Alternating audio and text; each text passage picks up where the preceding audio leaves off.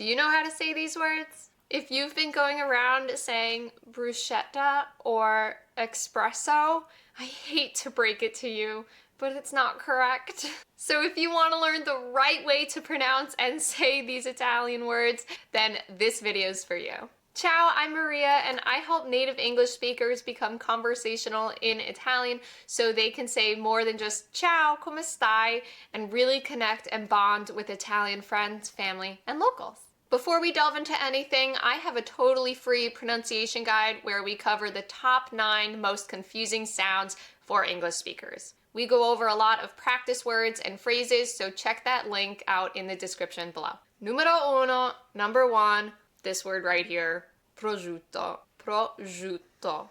In English, we say prosciutto, I think. I learned the Italian way, prosciutto.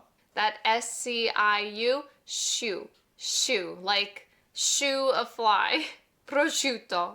I've heard this one said a lot of different ways. There's a viral video going around of somebody saying prosciutto, and that's really a bad mistake. I've also heard this said like prosciutto and prosciutto, but it's technically not the right way to say this word. So again, repeat after me. The correct way to say this word is prosciutto.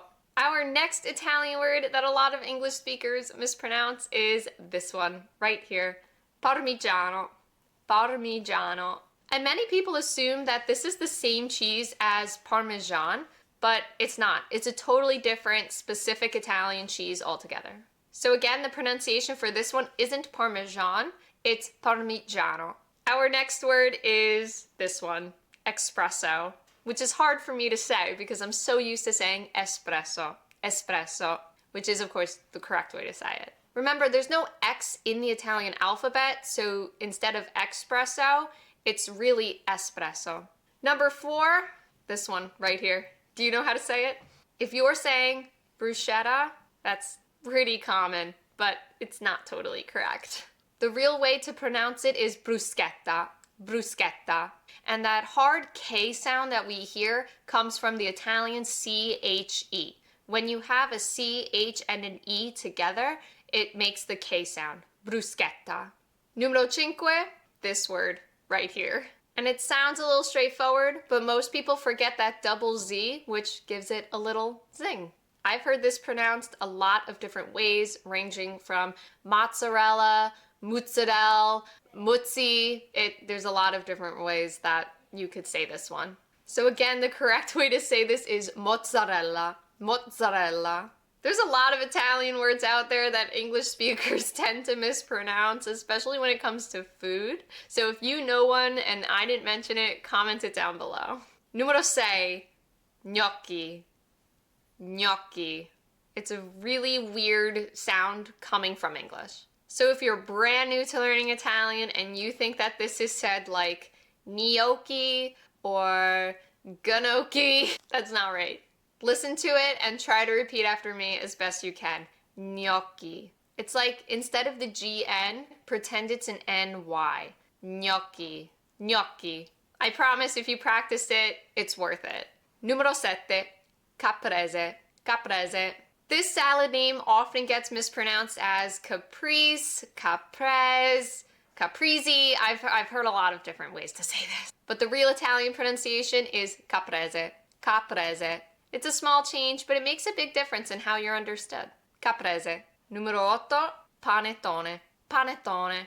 Especially around the holidays, you might hear somebody say panettone or pantone, but the right way is panettone. Panettone. Those last 2 syllables, the to, ne, are key. Panettone. Numero 9, ricotta.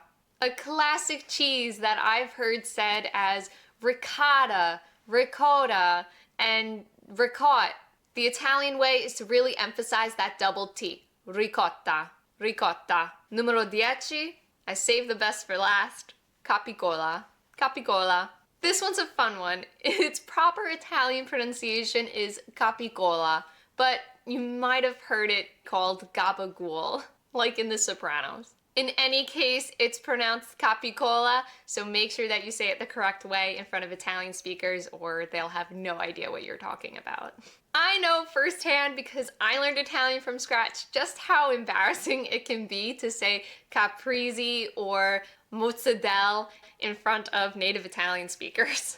So hopefully now that we've gone through these 10 words, your Italian pronunciation is a little bit better and you don't have to feel like you're going to get laughed at. But if you really want to make sure that you're understood when you speak Italian, I have a totally free pronunciation guide just for you. I wrote it from the perspective of an English speaker, and we include a lot of practice words and phrases so you can become conversational in Italian fast. The link for that is in the description below, so check it out. Be sure to like, subscribe, and click the little notification bell so you don't miss out on a new weekly Italian lesson. And if you want to keep on learning right now, you could check out my next lesson right here. Ci vediamo. Ciao!